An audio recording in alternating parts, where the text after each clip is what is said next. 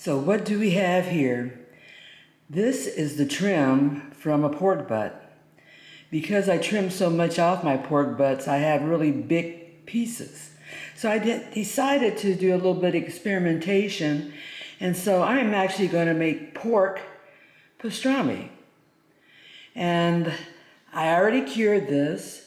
I had it in a cure with salt, sugar, cure number 1, bay leaf, and I had that go for about 6-7 days, and now I'm going to smoke it. The cure that I use is the standard pastrami cure, and you can look up on the internet. There's a lot of different recipes. I also have a YouTube video where I do a brisket pastrami, and I'll link that below so you can refer to it as far as what brine I use. Now, after I brined it, I washed it off very well to get all that salt off of it, because it would be really salty if I didn't. And I applied a pastrami rub. Now, this pastrami rub consists of black peppercorns, coriander seeds, brown sugar, smoked paprika, garlic powder, onion powder, and mustard seed.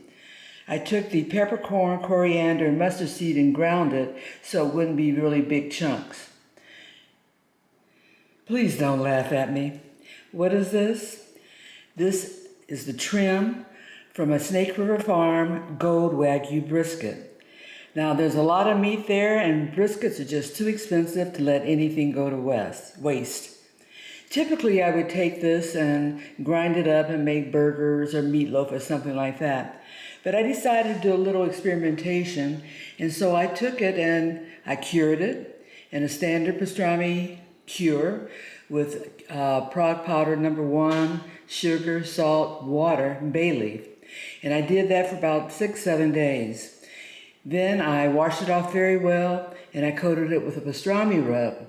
And that pastrami rub consists of black pepper, coriander seeds, mustard seeds ground up with the addition of brown sugar, smoked paprika, garlic powder, and onion powder. Now, this little packet here, you're wondering, what the heck is that? Well, some of the trim from this brisket is very small, and so I didn't want it to fall through the grate. In addition, I wanted it to cook so that it could get tender, but not overcooked. So I packed it in this binder so that I could hold it together and cook it like a sausage, per se. So let's do this. We're going to make brisket trim pastrami. I've got my 22-inch WSM set with the temperature controller at 250 degrees.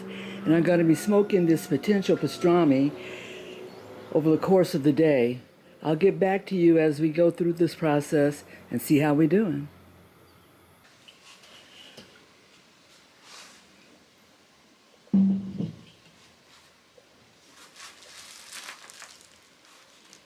Okay, I've got my pork pastrami on, and if any of you guys are asking, these little bags, they're good to 400 degrees, so this is my test to make sure. We'll put that on and we'll come back. I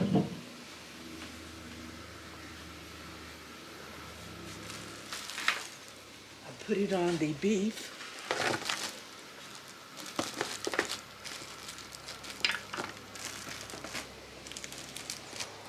You're wondering what, I sprayed a little bit of canola oil on there.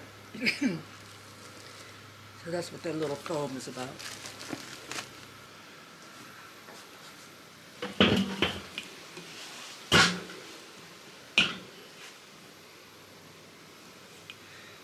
Okay, we're in there all snug.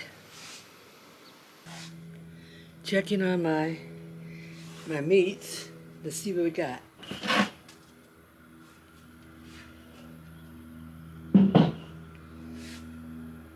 Looking good. Let's check the temps. Still very tight. 157, 58, 160, 65. But still very tight.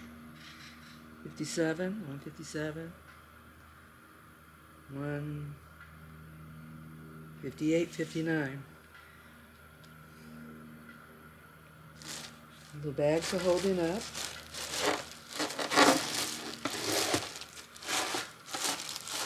little thoughtless. Maybe I can use them as a little bit of a wrap. Let's see how this goes. Hey, learn with me.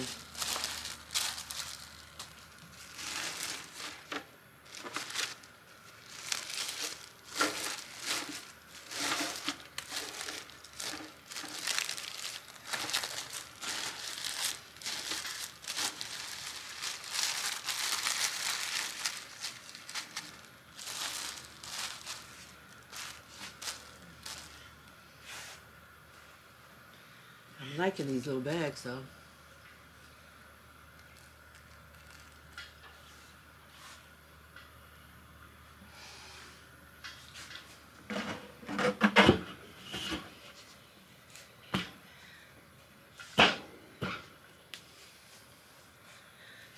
Come back in about another half hour and see what we got.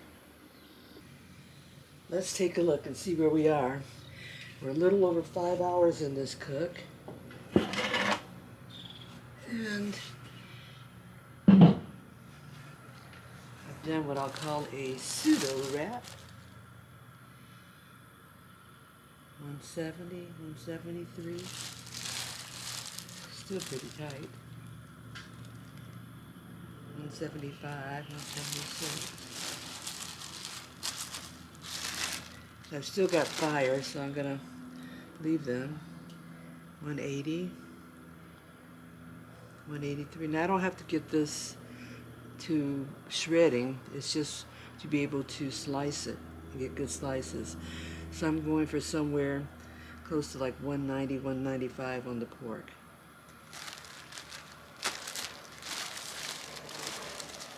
And I'll leave it there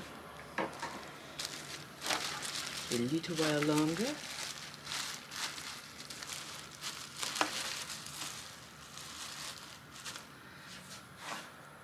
And see what we get. Just probed it. It's still tight. Temps about 185.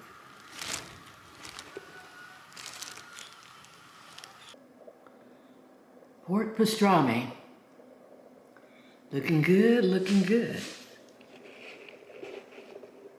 Let's have a taste.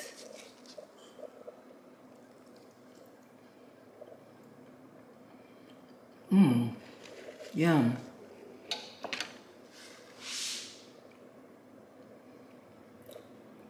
It's actually quite good. Not salty at all. Tender pork pastrami. Here we have brisket pastrami. Look at that. Moist. Looking good.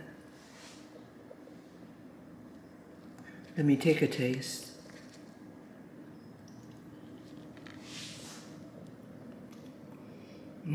That's yummy. Very good.